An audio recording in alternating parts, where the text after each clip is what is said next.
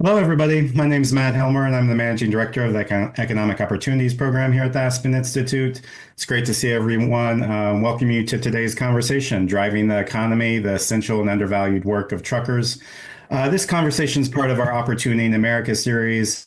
During these conversations, we try to bring together researchers, practitioners, workers, businesses, philanthropy, and a variety of other people to talk about the changing economic landscape in our country, what that means for workers, what that means for businesses, and ultimately how we create an economy that works for everyone. Those of you who've been with us kind of before know the drill here. I'll go through some quick technology things real quick. Everyone's muted. Please use that Q&A button at the bottom of your screen to submit and upvote questions. We'll try to get to as many of those as we can. Use the chat to share your perspective, your ideas, your examples, and resources and experiences related to today's conversation. If you want to post about this conversation on social media, you can use our hashtag #TalkOpportunity. If you have any technical issues during the webinar today, please message us in the chat or email us at eop.program@aspeninstitute.org. We are recording this event and it will be shared via email and put on our website. And finally, closed captions are available for this discussion. You just got to click that CC button at the bottom of your screen. Before we turn to trucking today, I just wanted to kind of acknowledge the world we're in a little bit today and share a word about some of the attacks that we're seeing on public sector workers and government workers today in our country. I think like many of you, we here at the Economic Opportunities Program have been shocked, appalled, and dismayed at some of the unjustified and what judges are now ruling sometimes are unconstitutional and illegal firings of many government workers. We're seeing park rangers, scientists and researchers, public health workers, humanitarian workers, civil rights lawyers, social workers, so many important people being let go from the government. And all of these people, often play a very essential role in our society. They're responsible for advancing science. They're responsible for identifying and solving a number of issues across our society and our economy. They protect us from fraud. They alert us to emergencies. They help us prepare and respond to natural disasters and pandemics. And, a lot of them are here to help protect our environment, to make sure we have clean water and air. A lot of them are working on the issues we're talking about today and trying to foster equal opportunity, both in our economy as well as in our schools, to make sure that education is accessible to all. And many of them, of course, really just provide really critical services to a number of populations like veterans and farmers, the elderly, people with disabilities, school-age children, the homeless, unemployed, underemployed workers. They provide services to all of us, really, right? So just a note that these workers and their families affected by these cuts are in our thoughts, and we stand with them in their pursuit of justice as some of these cases make their way through the court system and are hopefully resolved. Whew. So turning to today's event on trucking, trucking is such an interesting industry that has deep historical ties in our country and is really part of our national psyche. And it's perhaps one of the most romanticized occupations in the U.S. We often associate it with American values around freedom, independence, and opportunity. It's been celebrated in music and folklore. And if you were around in the 80s, you know that like every other movie, one of the characters was a trucker. It's been seen as a way to see the country while earning a living. But I think today, many of those views that we have about this occupation that we're going to uncover today are a bit outdated.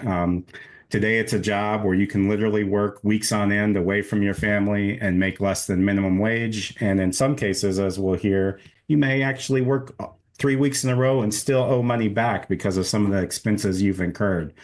But it remains at the very foundation of our economy. Everything we buy, everything we consume, everything we use at some point was probably transported on a truck. So given this importance in our economy, the lack of good jobs in the industry, obviously raises some serious concerns about the resilience and strength of our supply chains and the safety of our roads. We see turnover rates in this industry often exceeding 100%, suggesting that many workers, and drivers simply cannot sustain the conditions they face.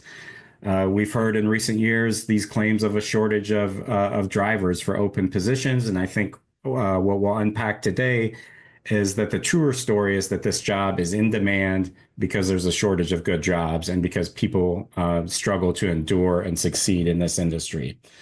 But beyond economics, the impacts of this crisis extend deeply into our families and communities. We were talking before we jumped on this call about how everyone knows a trucker, or at least you're maybe just one step removed, right? My step grandfather was a Teamster. My wife's grandfather was a trucker. The grandfather of my colleague Max, who helped put together this event, was also a Teamster and a trucker.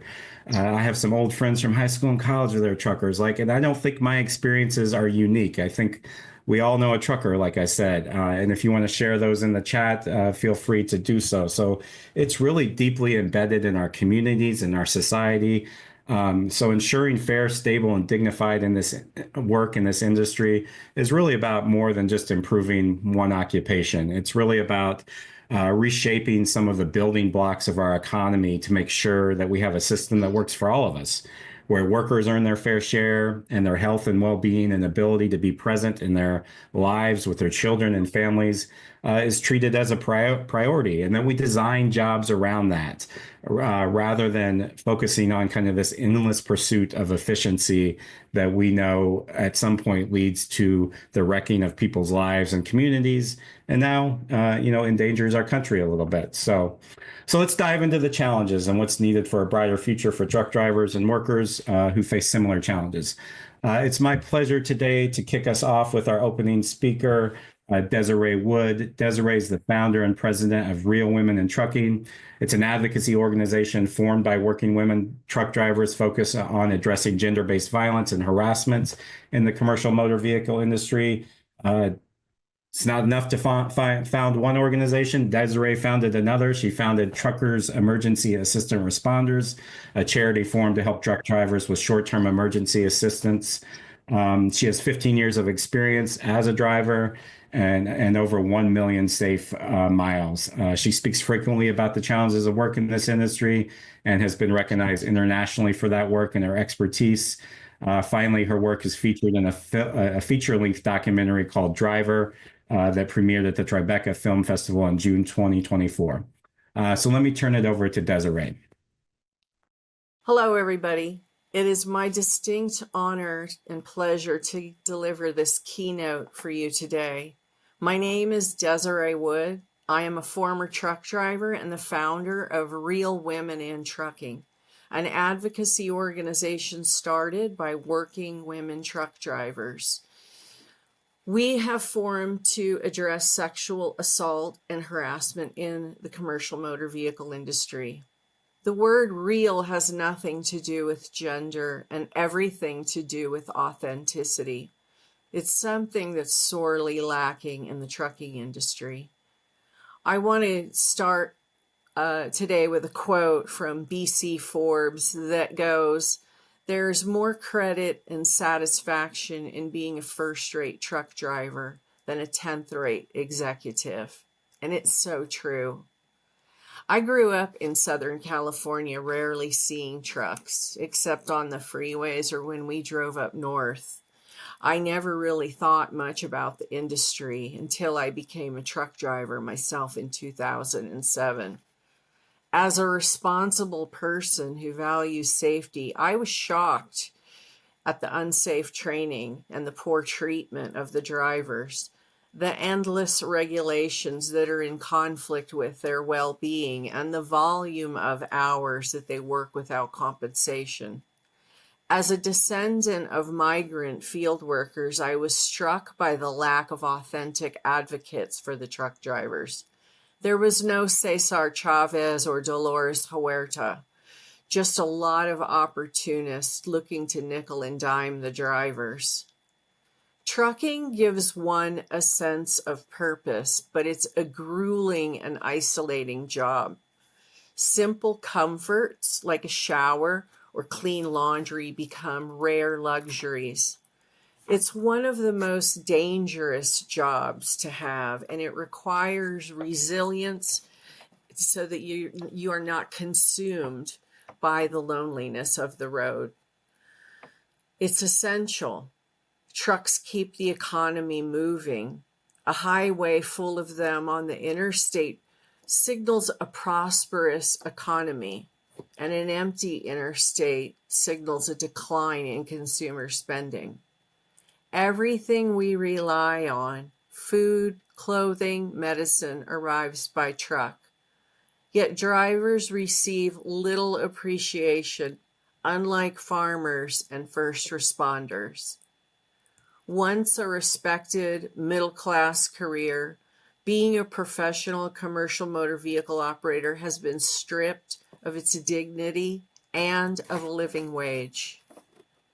Job quality today in the trucking industry has plummeted, making it an unsustainable profession rife with employer-driven debt bondage, shady training, repayment agreements, wage skimming, predatory lease purchase programs that trap drivers in living and working conditions that have been called sweatshops on wheels. Meanwhile, companies use coercion, carrier abandonment, wage theft, and blacklisting to enforce unsafe practices. Training requires weeks of unsupervised cohabitation with strangers. It forces low-wage student drivers into dangerous team driving and something that experienced drivers won't do.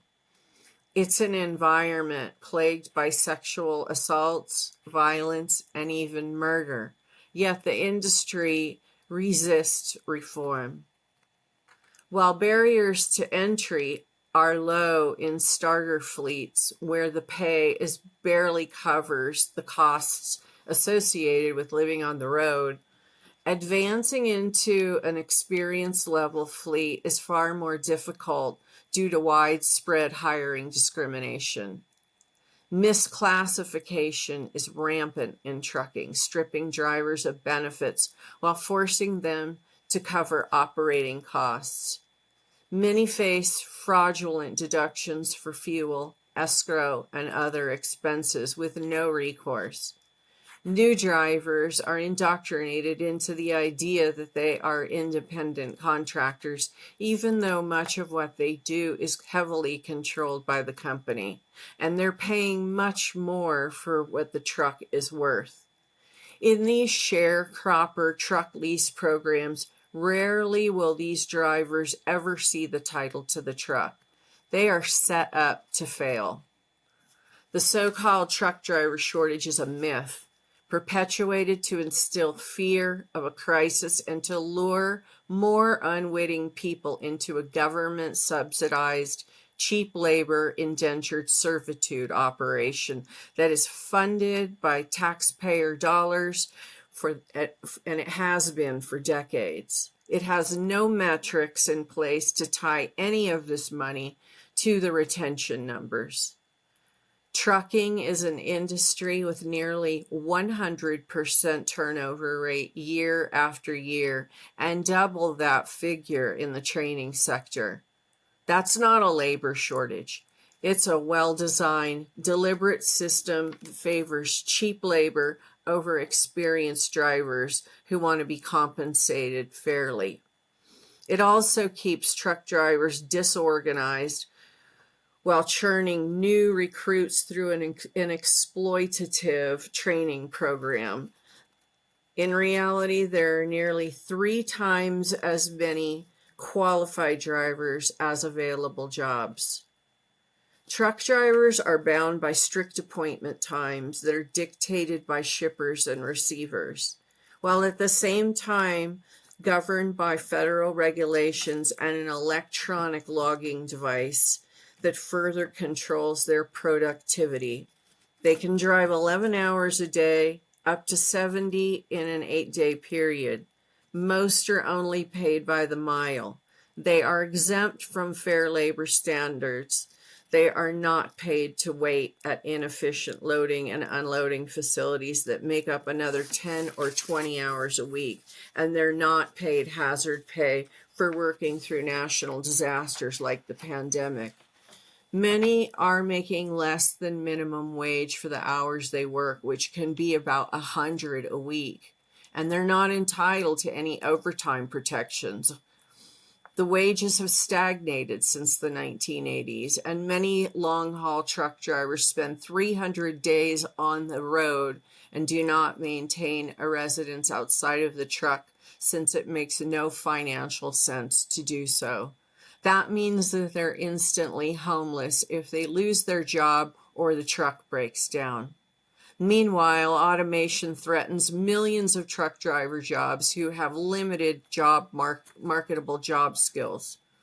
The safety implications of autonomous vehicles have not been fully transparent, and expanded surveillance is now forcing drivers to push beyond legal limits while giving the companies even more control without ensuring fair pay for all of the work hours. The relentless demand for cheap delivery comes at a steep cost borne by the truck drivers and ultimately by public safety. The trucking industry's unchecked influence over the very federal agency that regulates them has eroded the integrity of this profession. It has turned truck driving into a grueling, unsustainable job. Public apathy has allowed this crisis to grow, but it doesn't have to continue. The public has the power to hold corporations accountable, pushing for fair labor standards for the truck drivers, supporting legislation for overtime pay, enforcement of broker transparency regulations, and raising the low standards in truck driver training.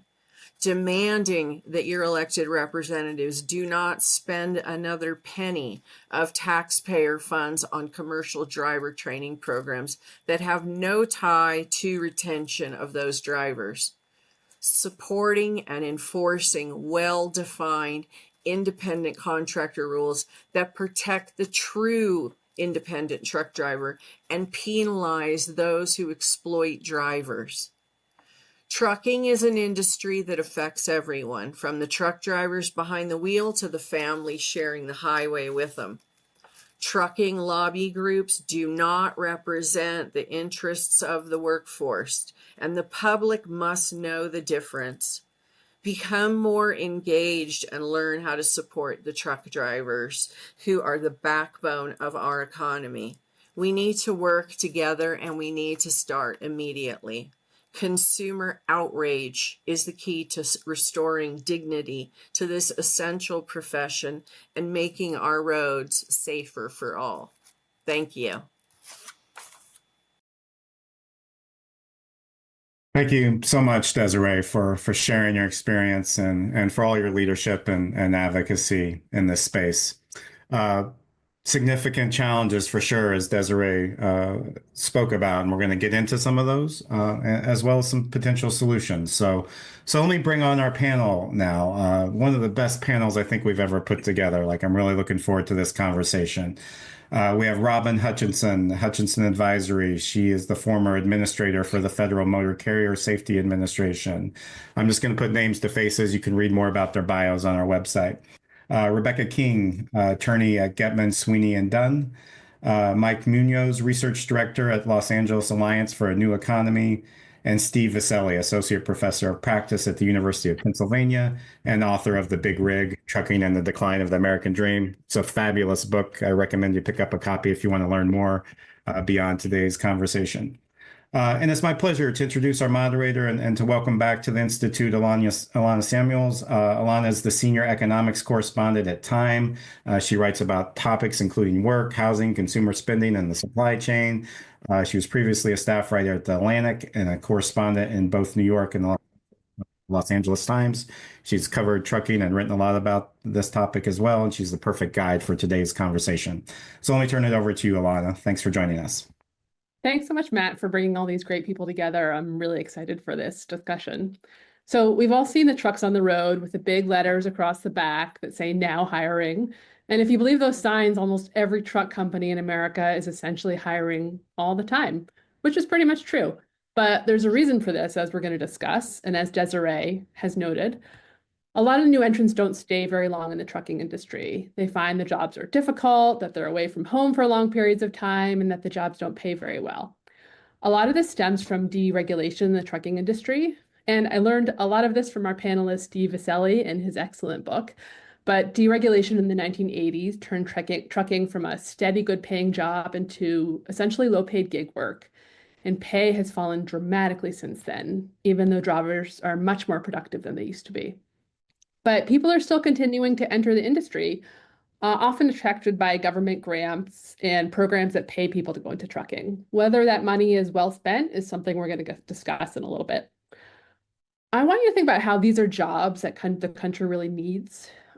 Trucks deliver a lot of the things we consume today, from ports to warehouses. They take things from warehouses to stores, from stores to your house.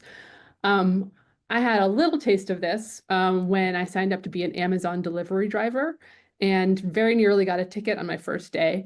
What those jobs have to do with trucking is that they're both gig jobs where you have to pay for almost all of the expenses of on the road by yourself. So this panel has some of the best qualified people in the country to talk about the contradictions inherent in trucking, how it's a profession that we need, but one that we don't treat people very well. So I'm hoping they'll be able to enlighten us on some of the biggest problems facing trucking and what we should do about them.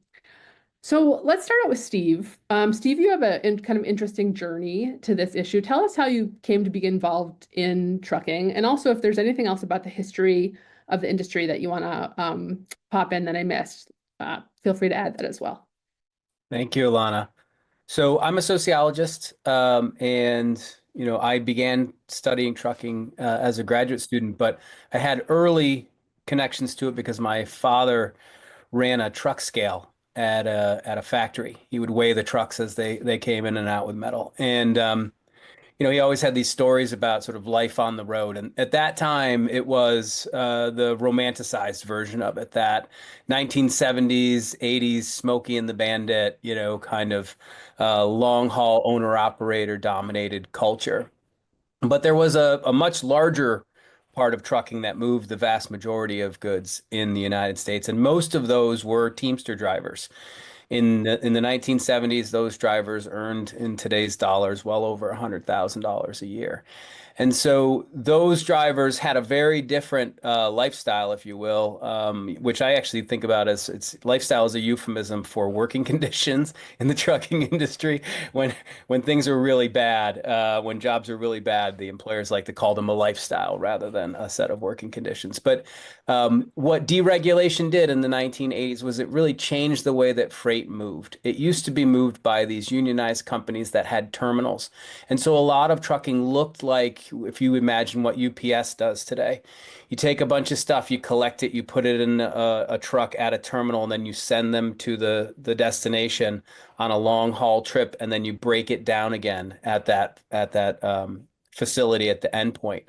And so drivers had regular pickup and delivery jobs, and then they had jobs running between those terminals, which meant that drivers, not only were they well paid and protected by the union with pensions and health care, but they were home most nights. A lot more jobs were local, and those that were over the road were regularly scheduled to, be home every night, every other night. And so what deregulation did was it allowed these trucks to become truckload trucks, meaning they would go from point to point, from the sender to the receiver, or the shipper and the consignee, as they're known in trucking. And what that meant for truckers was that the most efficient way to route them was not back and forth between terminals, so they were home at night, but all around in these random patterns. So in 2005, I went and studied the industry, and I got a job as a truck driver, went through sort of the boot camp training, and then experienced this, and was sent all around across 25 or 30 different states over the course of months, living out of the truck, sleeping in the truck, eating in the truck, essentially being in that truck 24 hours a day. And so those working conditions allowed for the growth of this truckload trucking, which supported the expansion of supply chains, right, to include, global supply chains connecting with global labor around the world, and serving for these national markets. But what it's meant for truck drivers is that they can live for weeks at a time while their, truck is loaded, unloaded, while they're driving out of that truck, away from home and their families. Really interesting. Yeah, if you want to hear more about Steve's experiences as a trucker, I highly recommend his book again.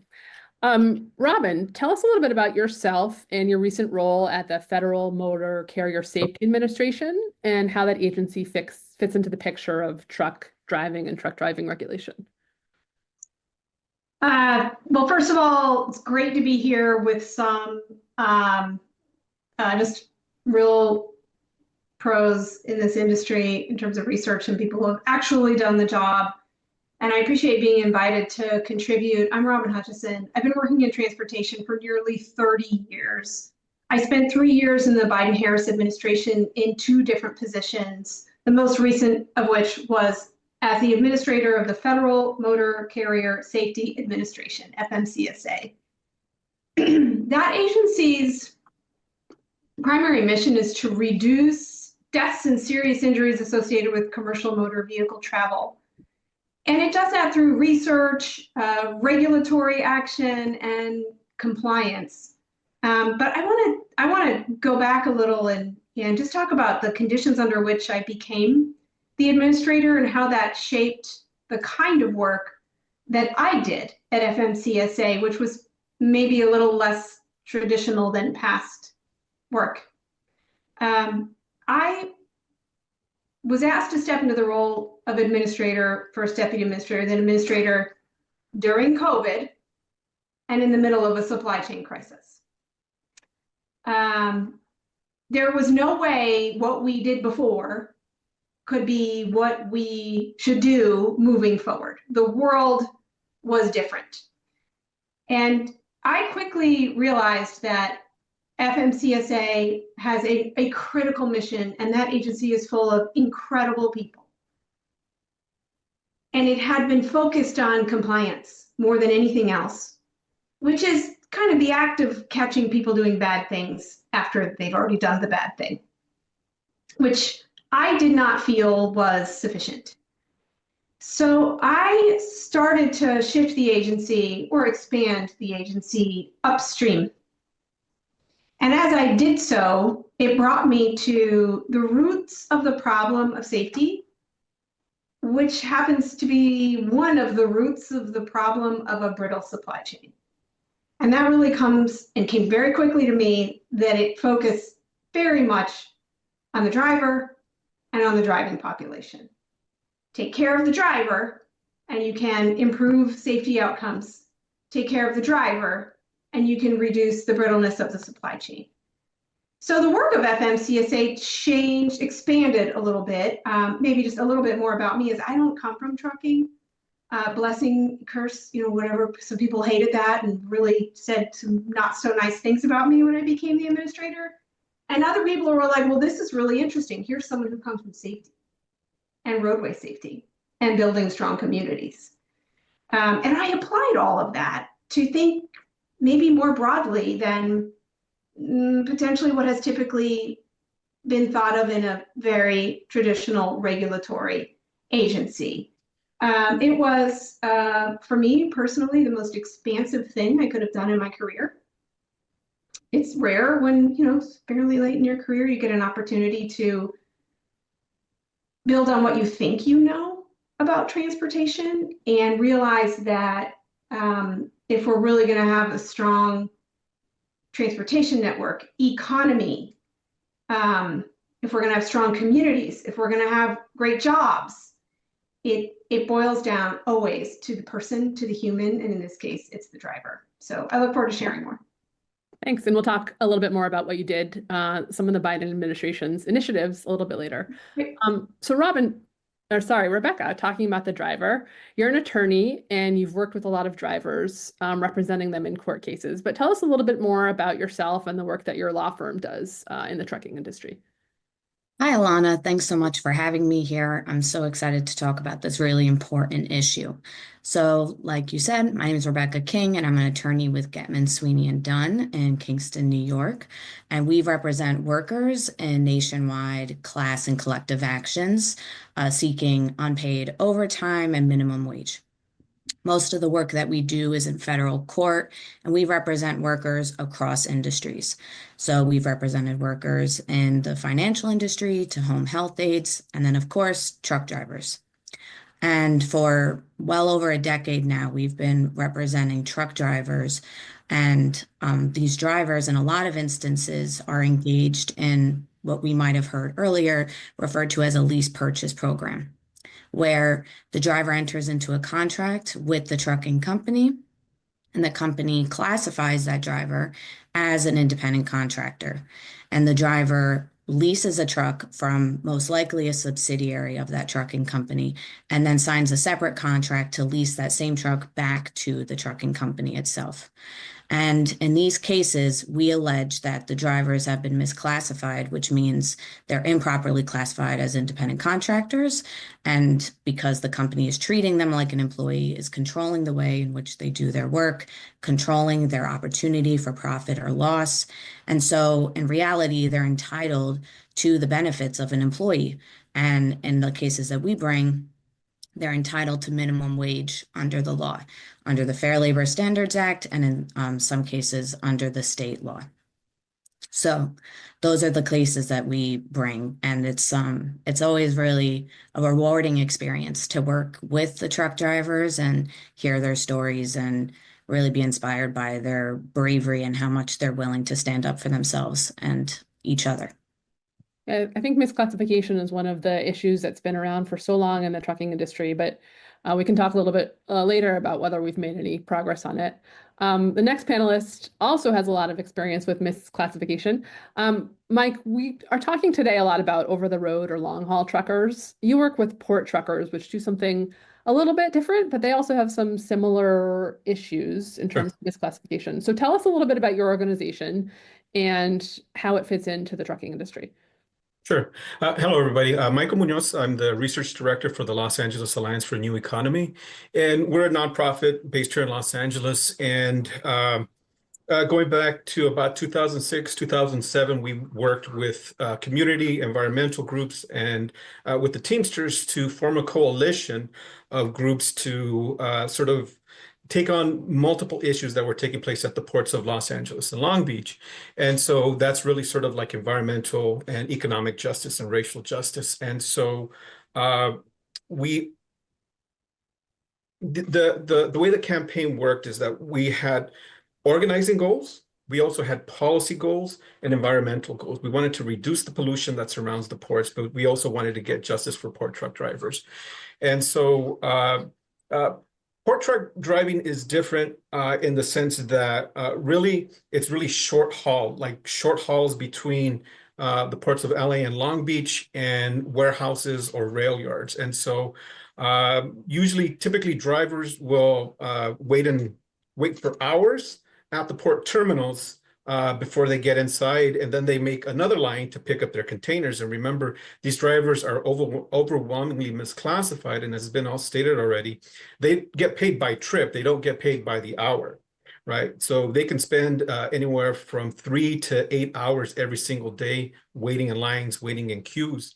And so what they'll do is they'll pick up a container and take it usually to one of two places, which is near dock rail sites where the containers will be put on trains and shipped back east, or they'll be taken to local warehouses where they're either sent to distribution centers for local consumption, or they're taken to a cross dock or a transloading facility where the goods inside a container are put into different containers and then shipped back east.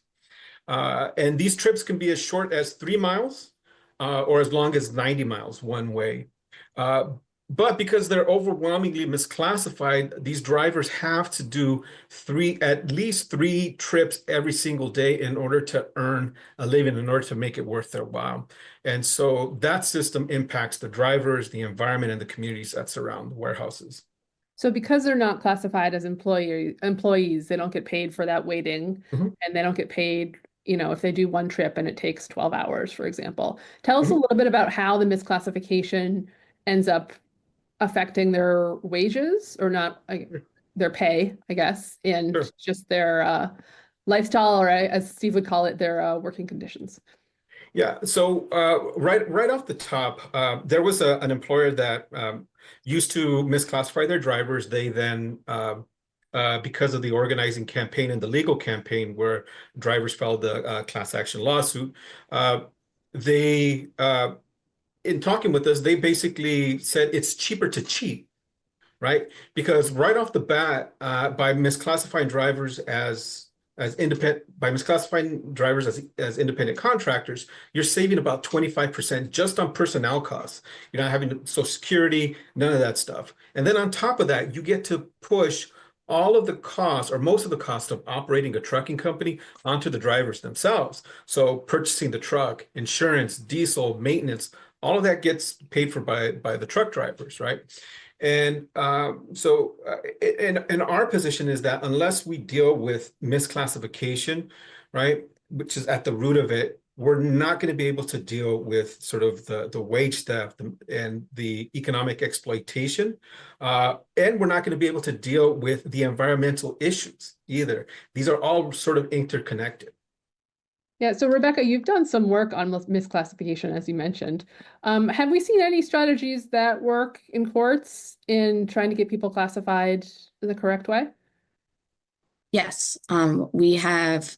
So, as Michael was saying, in a lot of these instances, the trucking companies classify drivers as independent contractors, but then treat them like an employee. And under federal law, the test for whether or not someone is an independent contractor or an employee is the economic realities test.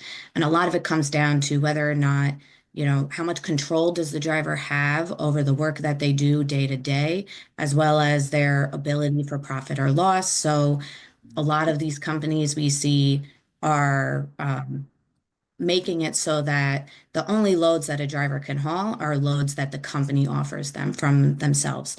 And that if the driver does want to get a load from another company and maybe broker a load, you need, the trucking company's approval or permission to do so.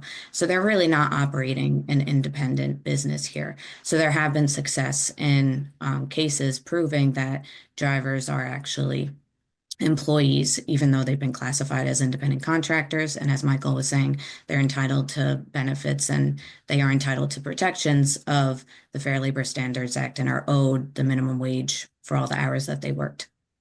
Now, from my understanding, a lot of the misclassification begins with training and with CDL schools, kind of how they set up people to go out into the world to start driving.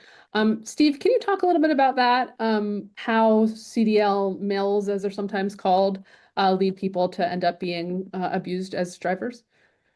Sure. Yeah, there's a very close connection between misclassification and the way that we're training drivers. So the conditions that we've been talking about lead to very high turnover, and often it's between companies, but many workers also come into the industry and go right back out again. It's very hard to get experienced, safe drivers to stay in these low-paid, difficult jobs. And so what the industry has done is created a set of strategies to recruit huge numbers of workers in every year and to train them. And so training contracts are a critical part of this. Companies will advertise widely, promising really good jobs, lure workers into these boot camp style training programs. Several 100,000 of them, perhaps per year, go into these training programs in which they'll spend 2 to 3 weeks working at a company facility and then living out of a truck with a trainer to get the CDL. And then they'll go out sometimes for additional training of a couple months driving with a partner. But they will work under a training contract, which will require them to pay back the cost of the training if they don't work for the company for a full year. Now, what happens in that year is that drivers are typically earning a lot less than they expected, often less than minimum wage.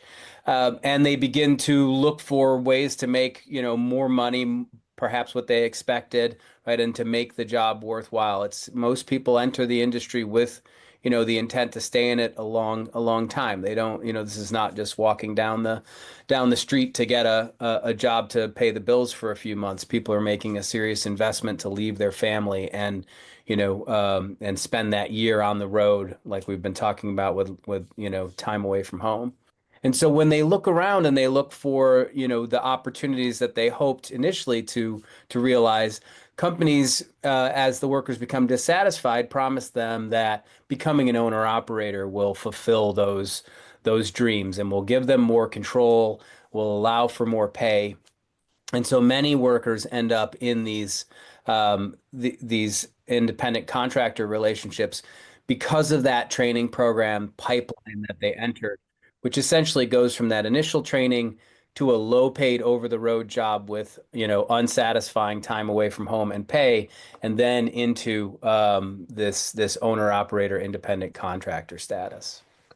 And as Desiree mentioned in her remarks, sometimes when you're in that training period, you're working with a trainer who you don't know, you're kind of in close conditions with that trainer. I remember I wrote a story a couple of years ago about a trainee driver who was actually killed by his trainer. But safety is obviously a big issue for the whole industry, and especially in that initial training period. Robin, I'm wondering if you could talk about some of the safety issues you've heard about in the industry and some of the challenges with ensuring safety, both for truck drivers and obviously the people like us who are driving along beside them. Yeah. Well, safety is really the heart of the Federal Motor Carrier Safety Administration. And at its core, the job is to reduce the number of people who die or are involved in any sort of serious accident or crash on the roadway. But it's like too limited, really. So I want to talk about three ways to think about it: safety, health, and security, because they're really distinct, and it's all the job. We have to expand beyond the people who are dying on the roadways. This is clearly a priority. So let me just start with that quickly. There are about 43,000 people who die every year on America's roads. And out of that 43,000, there are about 5,800 people who died as a result of some interaction with a commercial motor vehicle. That's including the commercial motor vehicles drivers as well. And among that 5,800, the next subset is that 800 drivers died. 800 commercial motor vehicle drivers died in a year on the job. And I can't think of another place in America where we would accept those kinds of numbers and in the workplace. And it's extremely sobering when you realize that the safety net isn't there in this job the way that it is for jobs in America.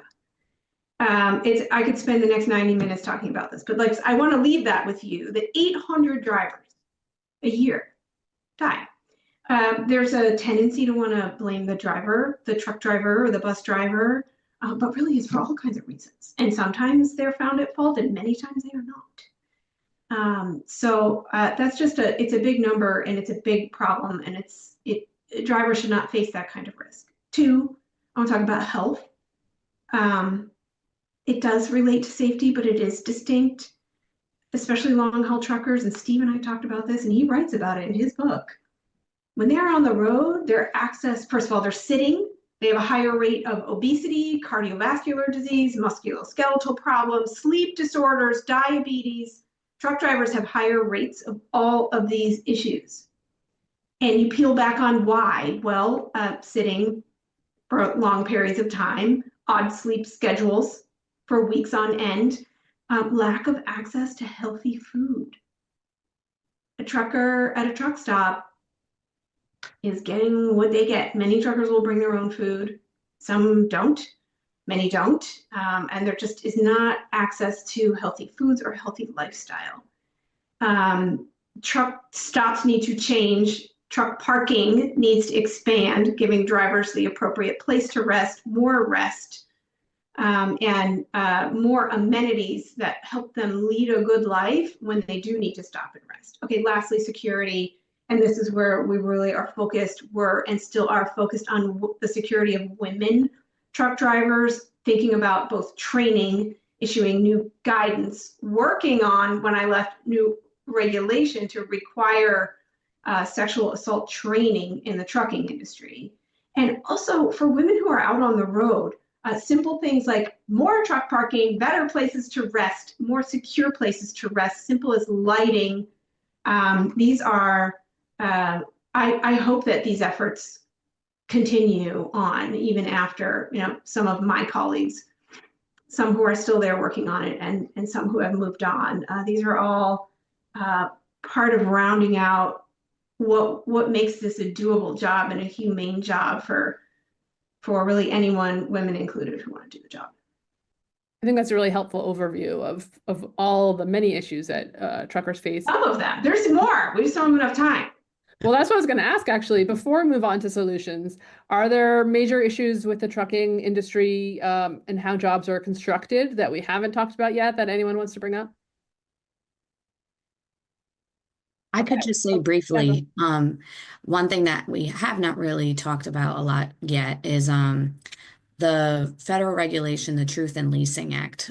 So a lot of the cases that we handle where the drivers are misclassified as independent contractors, they're being paid on a percentage basis. So the company says, you haul a load, I'll pay you 70% of the gross revenue for the load.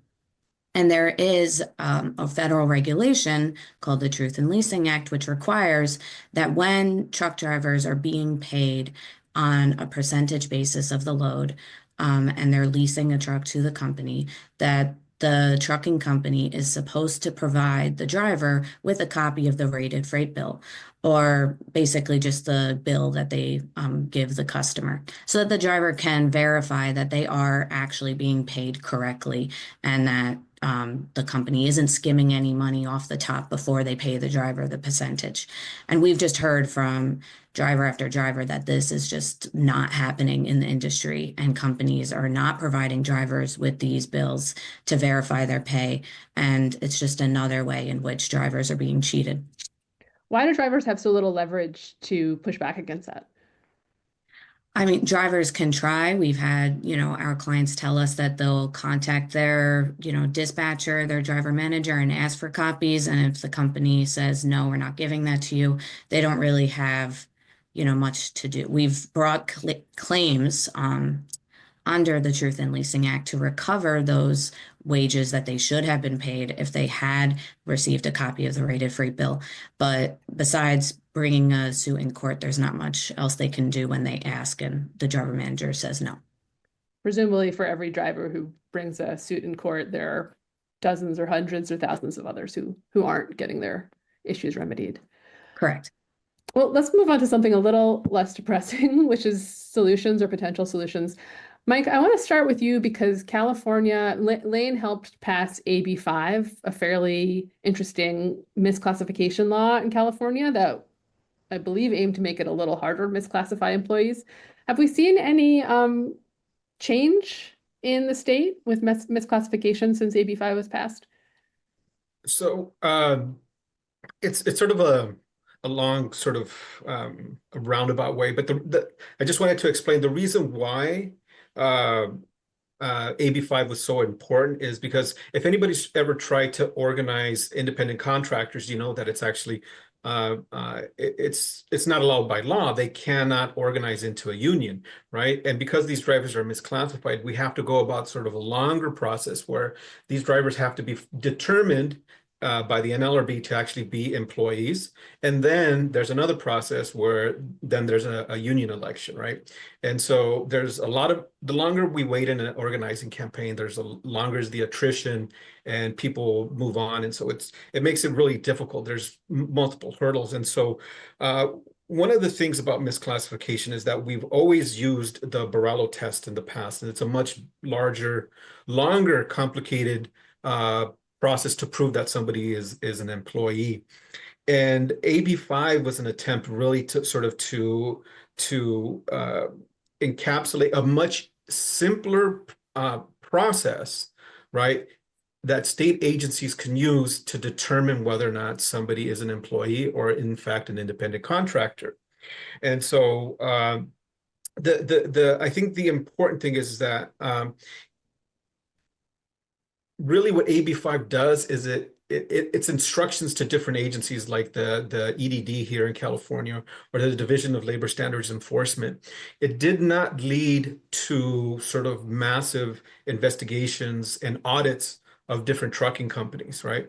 An individual driver still has to file a claim with one of these agencies saying that they've been misclassified and that there's been wage theft.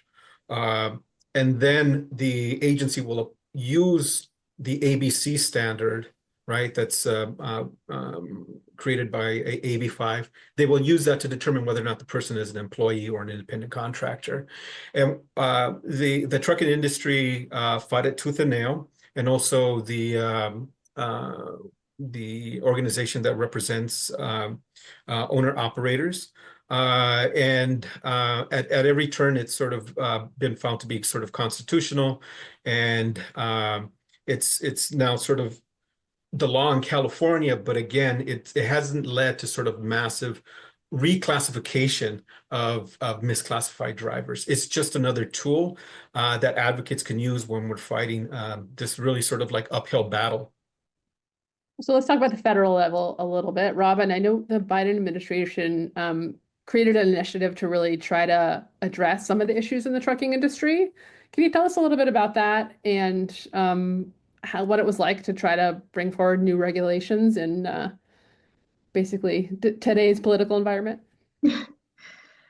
Well, bringing forward new regulation is like shocked me at the level of effort that it takes, and it is my hope that some of the ongoing regulations will live and keep going, because regulation and legislation both are two tools and they both take a very long time.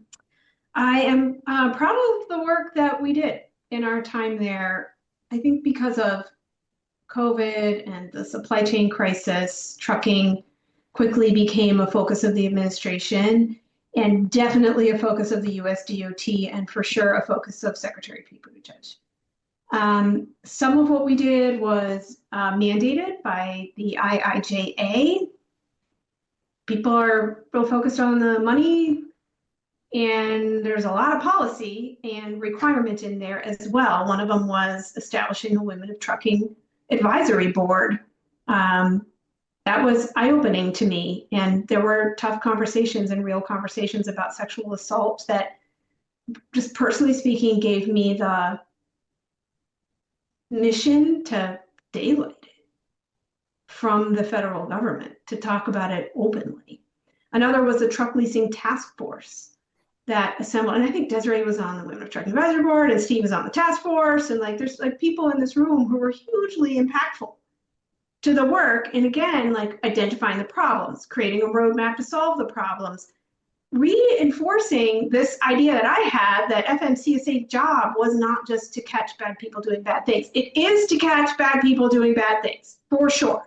But it is also to go to the root of the problem that creates unsafe conditions and instability. And that brings us to things like the WOTAB and the TLTF, as we like to call them. But there's more things that we did even beyond the action plan that focused on some of the systems that have broken down over time. Just for example, fraud is a huge issue, and drivers experience it in so many ways, and that can be traced back to a pretty outdated registration system. That is like top 3 initiative of the FMCSA, which helps reduce fraud, improve the working conditions, and is one of those like root issues and root factors. There are other ties to work that we didn't previously do or consider in the way that we needed to, on detention time and compensation structures.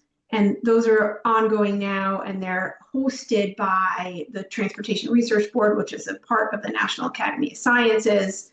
And I think that these sort of elevated initiatives will help round out, again, the picture of why this can be for many such a difficult job, which creates the turnover that we see, which diminishes our safety because the longest serving drivers are the safest on the road, and destabilizes our supply chain. So I think the Biden Harris administration did a lot to recognize the gravity of the problem, its impact on people's lives, the impact on the supply chain, shine a big spotlight on it, tell various agencies to get to work doing many different things.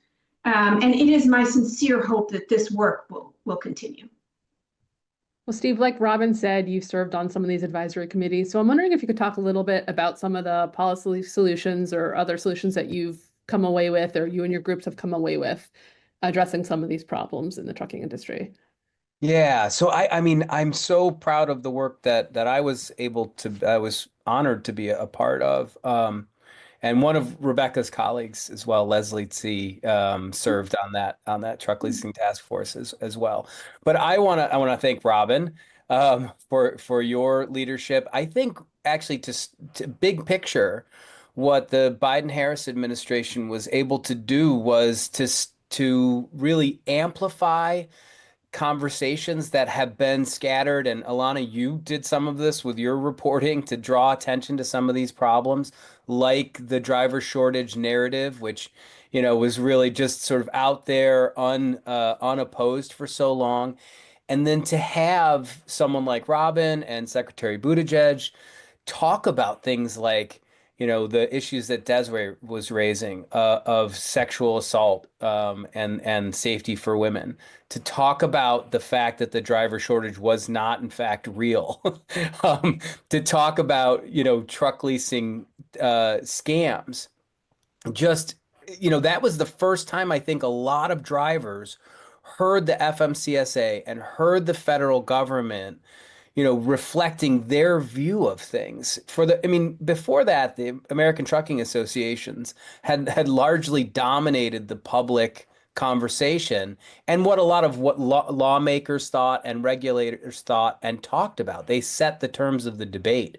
And so the Biden-Harris Trucking Action Plan and all the efforts involved in that, I think were the first time that US DOT and FMCSA has really spoken to drivers about the sort of dirty secrets that every driver knows that no one outside the industry seems to be able to sort of understand clearly. And the industry is opaque about a lot of these things, and the ATA deserves a lot of credit for pulling the covers over a lot of important things. Truck leasing was one of them. And so the truck leasing task force, which was convened while Robin was leading the FMCSA, was this incredibly diverse group of folks, from former carrier owners to drivers who had gone through lease purchases themselves, people who actually lease trucks legitimately to drivers. The Teamsters, Owner Operator Independent Driver Association, attorneys who represent drivers like Rebecca's colleague, and we went out for a year and a half and held public meetings, listened to drivers. We gathered every scrap of data that we could to see what the impact of these arrangements where carriers were effectively renting a truck to their driver and then deducting all the costs of operating that truck and paying for that truck before the driver could earn any money, what those were and what should be done about it. And what we heard over and over again were consistent stories of this not working out for drivers, misinformation, control over the drivers that prevented them from being successful. And what we didn't hear, which was the counter argument we hear over and over again from the American Trucking Association and some others, Truckload Carrier Association, is that these lease purchase agreements where drivers with no down payment and without a credit check can get into a truck and become an independent owner operator. What we didn't see was any evidence of that, and we begged and pleaded, and we asked carriers who were running these programs to show us the data. We had a subcommittee which went through court records and looked at the type of cases that Rebecca works on to see if there was any indication of what of this being an important pathway to small business ownership. And every bit of evidence we came upon suggested that the harms of this were absolutely overwhelming, and there was virtually no benefit that we could find of these lease purchase agreements. And so we submitted the final report, or FMCSA submitted the final report to Congress and to the Secretary in January, and our recommendation was that we should have legislative action to simply ban these lease purchase agreements, that carriers, motor carriers should not be holding the debt of their driver. There are market, mechanisms available for, opportunities for drivers to go out and finance trucks through a third party legitimately. And that, in fact, that is the way that drivers can become true independent owner operators and live that American dream of small business ownership. And these carrier run, employer driven debt programs are in fact a hindrance to that entrepreneurship in the trucking industry, and not an important avenue. In understanding that legislative action, though simple, we think, may be a challenge. We have a series of other recommendations for better assessment of these programs, reporting on it, and hopefully some policing of some of the bad actors that we know are out there. Do you have a sense of what share of people go through these third-party, kind of more independent leasing programs, and what share are through the type of programs that you signaled might be ripe for legislation? Yeah, so we don't no, we don't have really good data on the exact proportions. We did come up with some numbers about the number of drivers affected, and it does is certainly tens of thousands of drivers per year are going through these lease purchase programs, many hundreds of thousands over the last decade or so.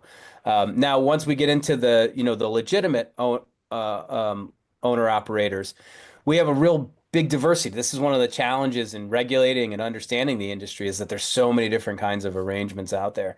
And so, you have all kinds of products being moved by all kinds of trucks and avenues to get to that. But we had a representative of one of those leasing companies out there, and it's a challenge for them to, explain why it is that they have a credit check, or may require a down payment, or all of the other things that, you might expect if you were to go buy a car, and why it is that motor carrier who's offering to set the driver up for free, and provide them all the work isn't necessarily the best avenue for them to go in.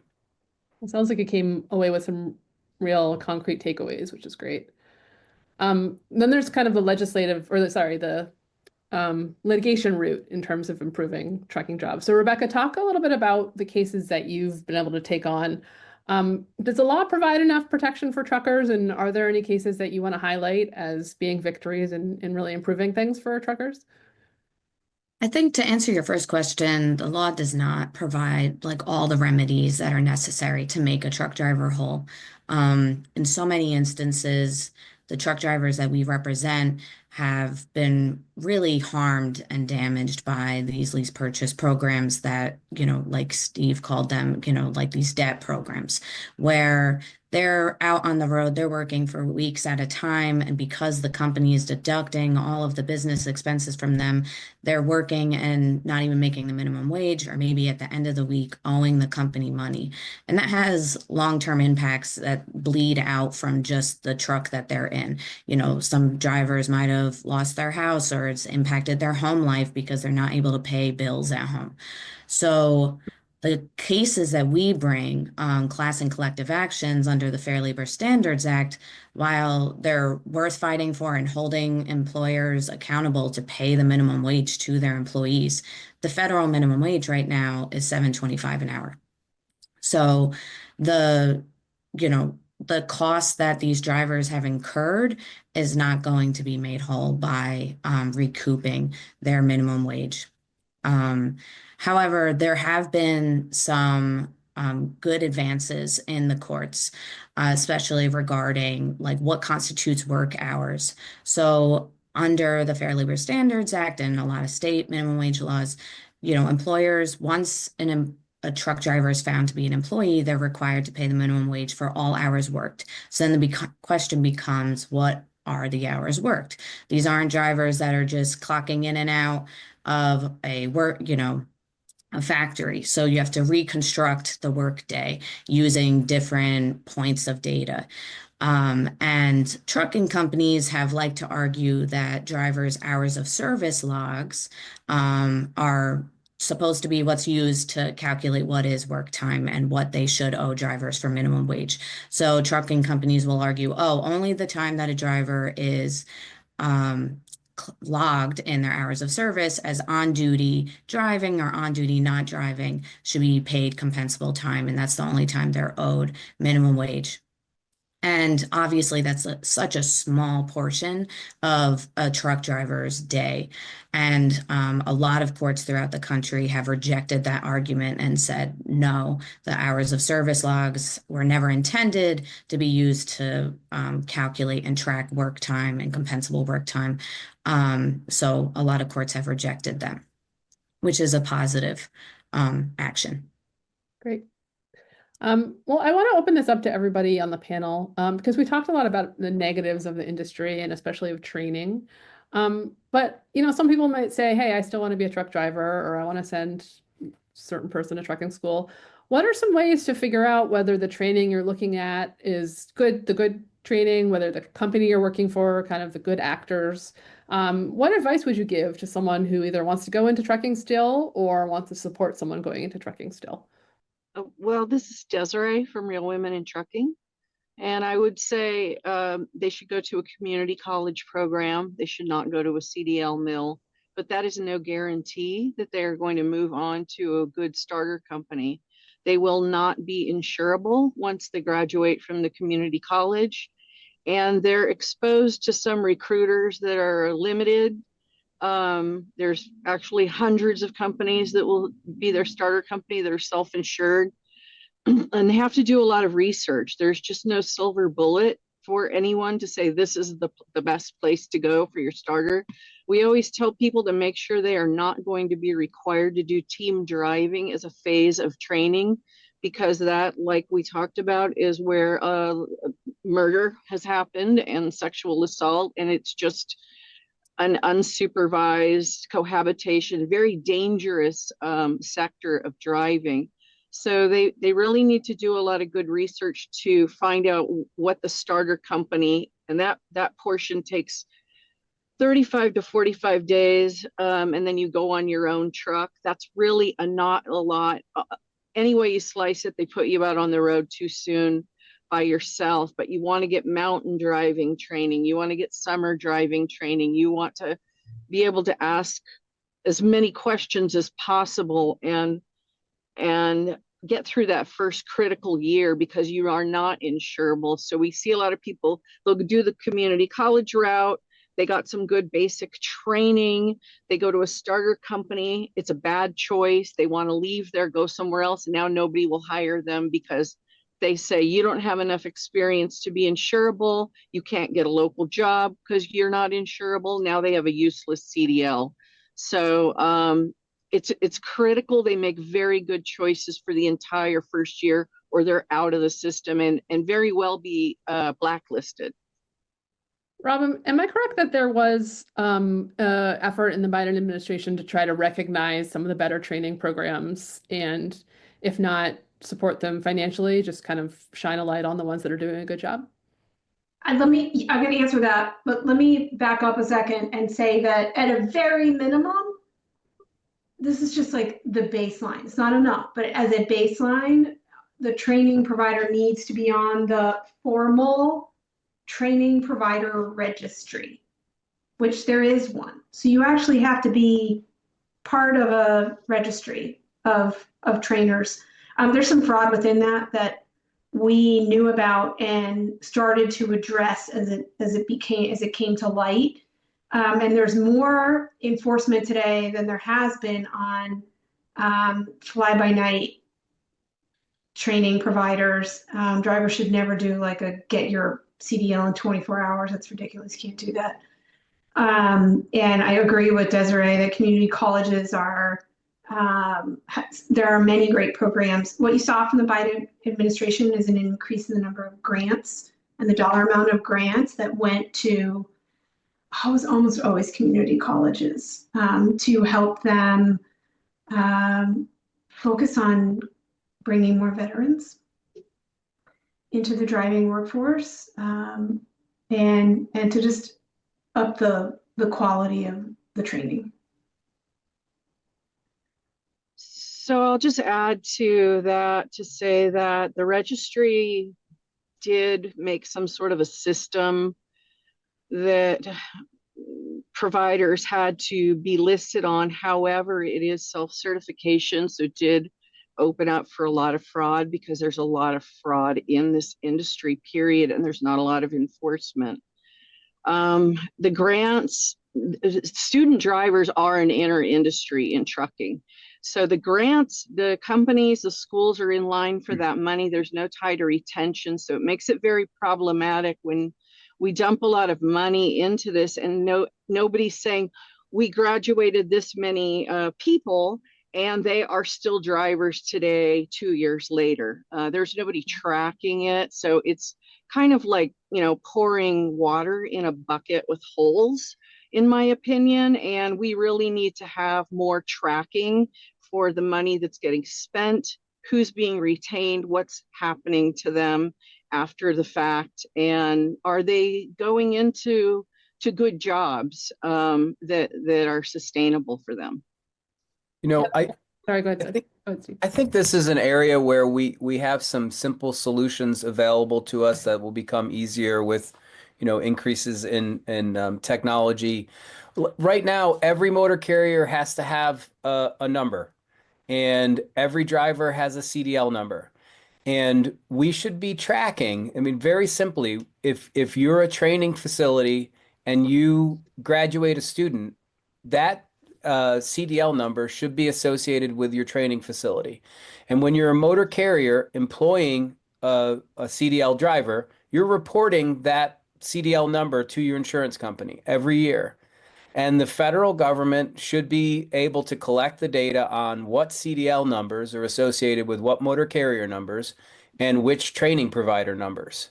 And so we should be able to tell drivers, just like we have truth in lending and truth in leasing, we should have truth in hiring, where if you're going to apply to a motor carrier, you can see, oh yeah, they've got a 300% turnover rate, right? These are basic things that we could do with the data that is already being collected by whatever agencies or insurance companies, et cetera, that motor carriers could easily provide.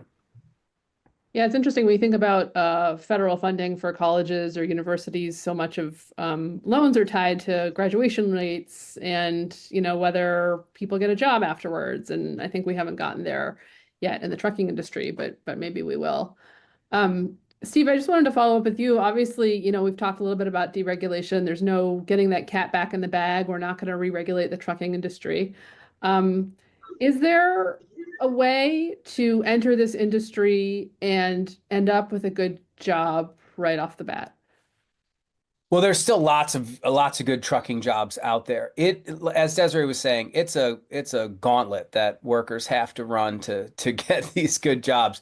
I do think one of the positive shifts that I've seen over the time I've been observing the industry is that better employers are more open to the idea of training. I don't think that we have nearly the opportunities that we need to have. Before, what these good employers would do is they'd wait for you to survive the over-the-road market, and then they would hire you. As Desiree was saying, you're not insurable for a while. They'll wait for you to get a year or two under your belt, and then they would hire you.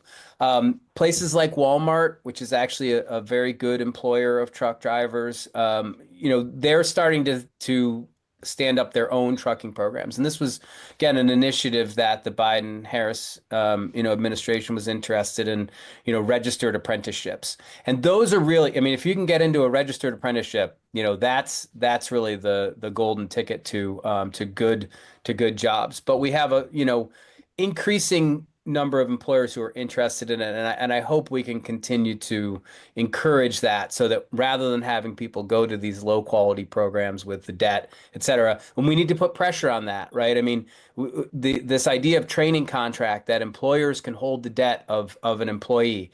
It's just, I mean, I thought the 13th Amendment forbid that, but apparently, it does not apply, or at least we're not enforcing it. But we need to put additional straws on that camel's back to ensure that good employers who want to do the right thing can get a return on their investment in a worker, rather than having to wait for people to run this gauntlet of misinformation and schemes essentially to get them to work for less than they're worth. Mhm. Well, it's about time to turn to audience Q&A. We have about 15 minutes left in the program. If you are watching and you have a question, please put it in the chat. And I just want to remind everyone that the voice that you're hearing is Desiree Wood, who gave the keynote speech, and she's the founder and president of Real Women in Trucking. So let's turn to the questions. This, I think, would be for Steve or Michael. Can someone discuss the topic of the inevitable shift to self-driving trucks for interstate trips and other impacts of new technology that we need to consider for workers?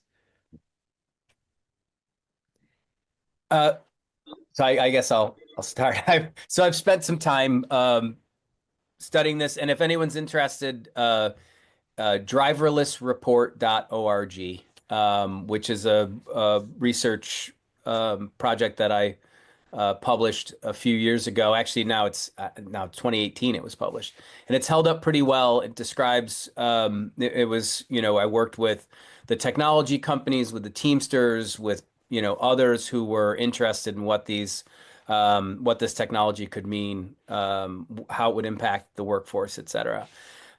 These vehicles are going to happen. They're going to exist. They're going to move freight, particularly on the interstate.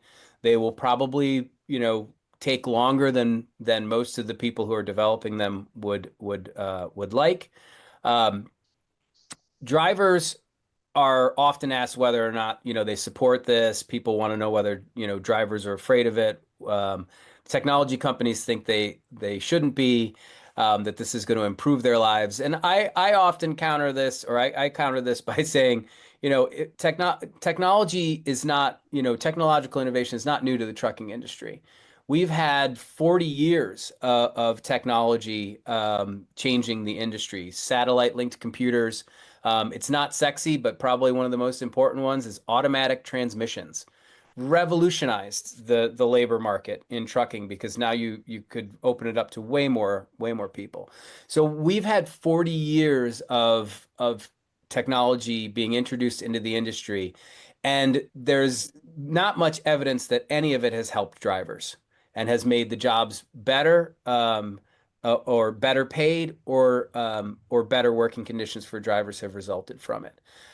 If you look at forward collision avoidance, automatic transmissions, tracking of, through satellites, all of these have allowed the industry to de-skill the drivers, or de-skill the job, open up the labor market, and pay lower wages, and frankly work people, speed up the job.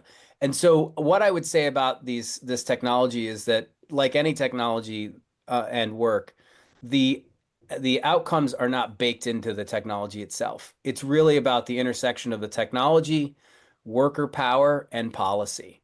If we allow, this technology to simply replace drivers and to create really crappy, de-skilled jobs, that's what employers will do with it.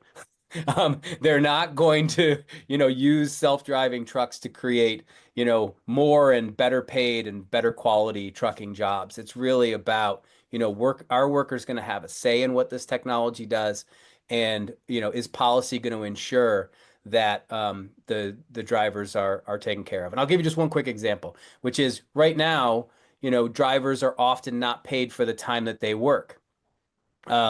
If that continues and drivers can be in a truck without being paid, and we had a truck that can only drive on the highway, there's nothing to say that you wouldn't have that driver drive in the local conditions that the truck can't handle, get in the back of the truck on the highway, go, quote, off duty, and then be unpaid while that truck is traveling for 12 hours on the interstate and then come back online working, and getting paid at the end. So that's a policy question, right?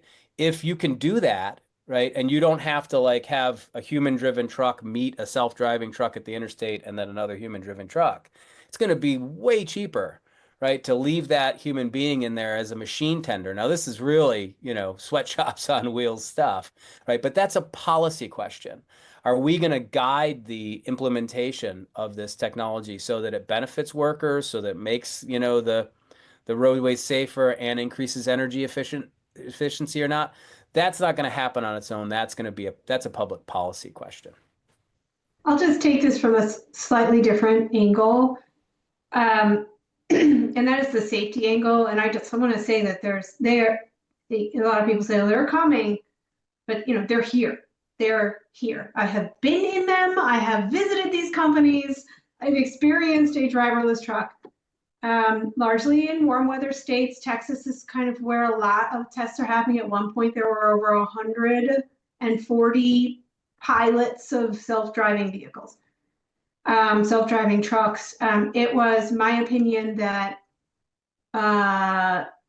it needed some increased regulation for safety and safety first. There is a proposed modified FMCSA regulation that addresses the safety of autonomous vehicles. It's somewhere in the federal government right now. I don't know where. It has not yet seen daylight, and I keep watching for it. I hope that it does see daylight. It was my opinion that additional regulation was needed in this space. Just want to go to another question. We've talked about the challenges of women drivers today. What are the experiences and challenges of Black drivers or drivers of color? And what are the remedies for those challenges? So in the ports, it's sort of an interesting mix because the majority of drivers are drivers of color. It's overwhelmingly Latino drivers, but it's to the point where they're to the exclusion of Black drivers, right? Most of the companies that operate at the ports of LA and Long Beach, I forget what percentage, I think it's over 70%, are 6 trucks and under, which means it's a really sort of a small company. And because it's who you know, right? That's who they employ. These little sort of small networks are very insular, and they tend to exclude African American drivers. And so, a lot of it is, to be honest, having to question sort of the internalized racism of Latino managers, supervisors, dispatchers, and then, but anecdotally, one thing that I can say is that I've seen a lot more diversity in the employee-based companies that operate at the ports than the sort of the misclassified independent contractor companies. The employee companies tend to be just a little bit bigger, and it just like I'm saying, just anecdotally, I have seen these employee-based companies, both union and non-union, be a little bit more sort of diverse than other companies. Just a quick follow-up. Another question is related in terms of it's about underrepresented communities in trucking.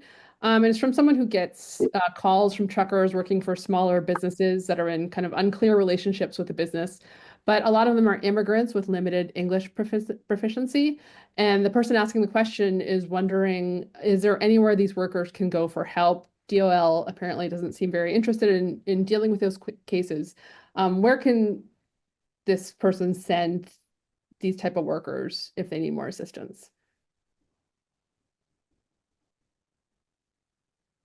That's very I have a comment on just about everything you guys just talked about. I've just been trying to bite my tongue.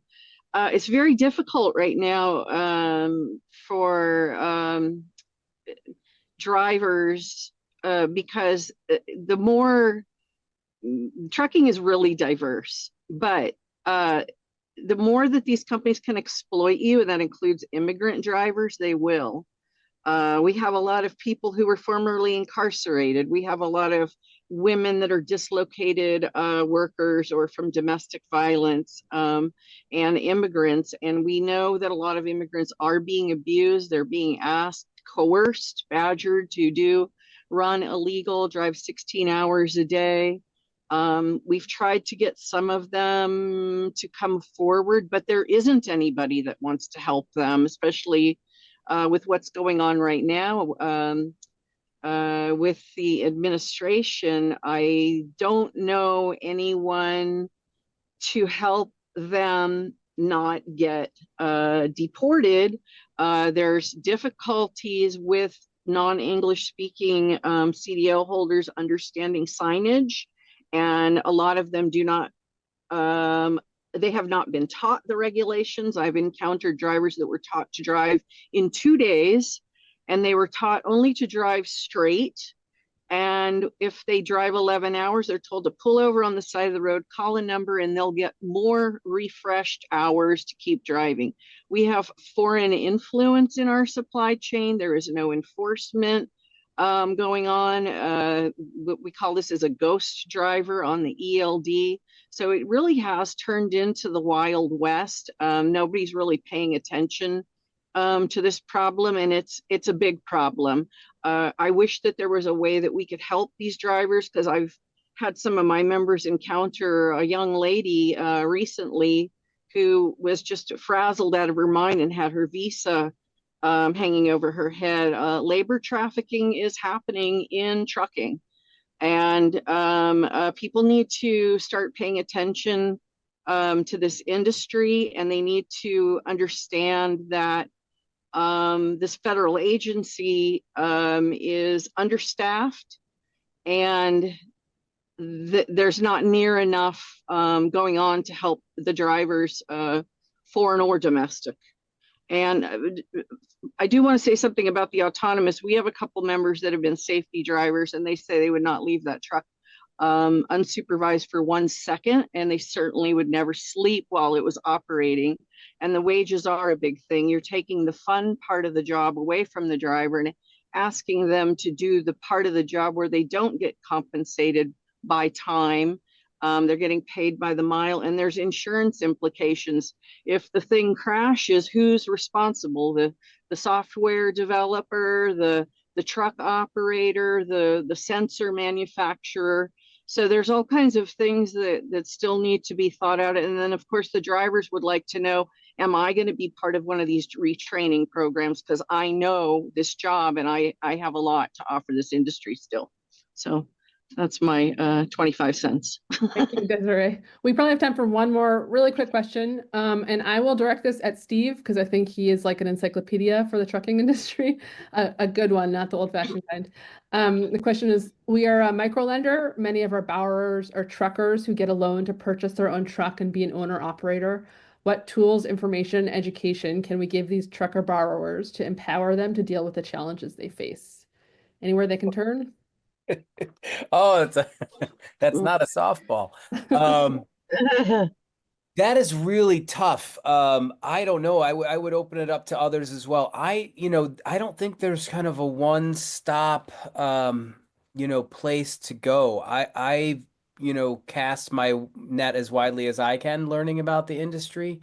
I think that, other drivers are often your best source of information.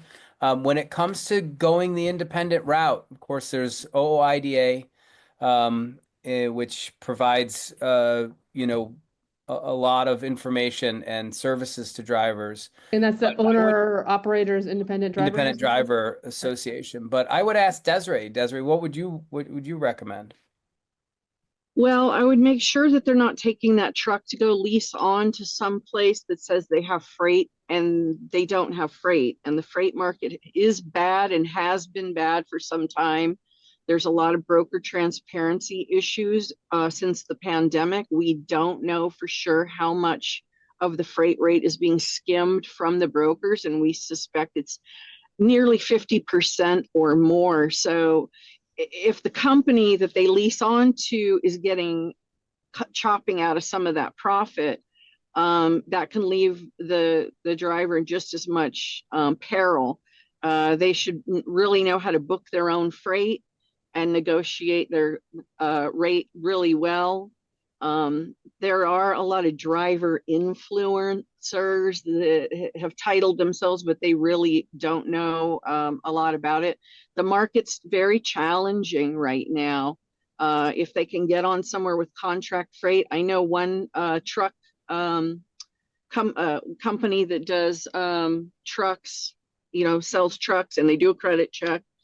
And they have a list that they maintain. And so when the driver comes to get a truck from them and they do their credit checking, go through financing, they want to know who they're going to take that truck to lease onto. And if it's not on their preferred list, they're not going to approve the application because they want to know the driver is going to be profitable and be able to make the truck payment. They don't want to set them up to fail. And that's critically important, where that truck is going to be getting the freight so that the driver can make the payment and keep the truck operating in a safe manner. Thanks, Desiree. I think we're just about at time, so I'm going to kick it back to Matt for some closing remarks. But thank you all so much for all your wisdom on today's panel. Yeah, just echoing that. Thank you so much to Steve, to Mike, to Robin, to Desiree and Rebecca. Just a really engaging and informative conversation, albeit a sobering one. But there are some positive things to think about in terms of solutions and policies and legislation that might help us get back on a positive track with how we treat workers, treat truck drivers, and how we compensate them. And thank you so much to Alana for doing a wonderful job moderating today's conversation. Thank you to the audience for your questions, for your comments. We appreciate you being here. Just a couple of upcoming events. April 9th and 10th, we have our Employee Ownership Ideas Forum, still space virtually to attend that. And then on April 30th, we're going to have another event that's called Working and Homeless in America, a book talk with Brian Goldstone. Huge thank you to my team, Maxwell Johnson, who played a great key role in supporting today's event and shaping it. Big thanks, as always, to our comms teams of Nora, Francis, and Tony. Thanks to Colleen and Sinan. To architects for all their support on the production of today's event. And as always, thanks to our executive director, Maureen Conway, for her leadership on this series. We'll see you next time. Thank you so much.